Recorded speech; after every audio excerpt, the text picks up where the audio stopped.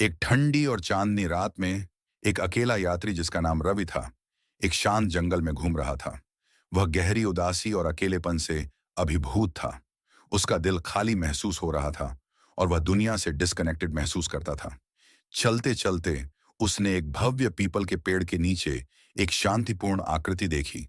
गौतम बुद्ध ध्यान में मग्न। रवि को एक आशा की किरण महसूस हुई और उसने बुद्ध से अपनी समस्याओं के समाधान के लिए संपर्क करने का निर्णय लिया। रवि बुद्ध के पास पहुंचा।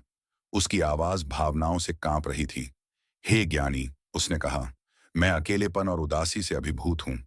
मेरा दिल खाली महसूस होता है और मैं शांति नहीं खोज पा रहा। क्या आप मुझे समझा सकते हैं कि कैसे मैं अपने जीवन में खुशहाली प्राप्त कर सकता हूं? बुद्ध ने दया भरे दृष्टिकोण से रवि को देखा और उसे पीपल के पेड़ के नीचे बैठने के लिए आमंत्रित किया। बुद्ध ने धीरे धीरे बोलना शुरू किया। मुझे तुम्हें एक कहानी सुनानी है। एक कमल का फूल गंदे पानी में उगता है, फिर भी वह स्वच्छ और सुंदर बनता है। इसी तरह हमारे मन भी समस्याओं और उदासी से भरे हो सकते हैं, लेकिन धैर्य और आत्मनिरीक्षण के माध्यम से हम इन चुनौतियों को पार करके आंतरिक शांति प्राप्त कर सकते हैं। रवि ने ध्यानपूर्वक सुना और कहानी को समझते हुए शांति का अनुभव किया।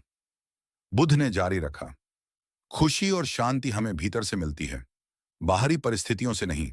ध्यान का अभ्यास करके और वर्तमान पल पर ध्यान केंद्रित करके तुम अतीत की चिंताओं और भविष्य की आशंकाओं से मुक्ति प्राप्त कर सकते हो। उन्होंने रवि को सरल ध्यान अभ्यास सिखाया, जिसमें वह अपनी सांसों पर ध्यान केंद्रित करता है और अपने विचारों को बिना जज किए देखता है। रात के समय के साथ रवि ने ध्यान का अभ्यास किया और बुद्ध की शिक्षाओं को आत्मसात किया। उसने अपने भीतर एक बदलाव महसूस किया। उदासी से शांति का एक नया एहसास उभरने लगा। उसने बुद्ध को आभार के साथ देखा और कहा, धन्यवाद ज्ञानी, मुझे अब एक नई स्पष्टता और शांति महसूस हो रही है। मुझे अब समझ में आया कि सच्ची खुशी भीतर से आती है। नई आंतरिक शांति के साथ रवि ने बुद्ध को अलविदा कहा और एक नवीनीकृत आत्मा के साथ जीवन का सामना करने के लिए तैयार हुआ। जैसे ही वह चला गया, जंगल हल्का और अधिक उज्जवल महसूस होने लगा और उसने चारों ओर की दुनिया से एक संबंध महसूस किया। बुद्ध की शिक्षाओं ने उसके मार्ग को प्रकाशित किया, उसे ध्यान और आंतरिक शांति की ओर मार्गदर्शन किया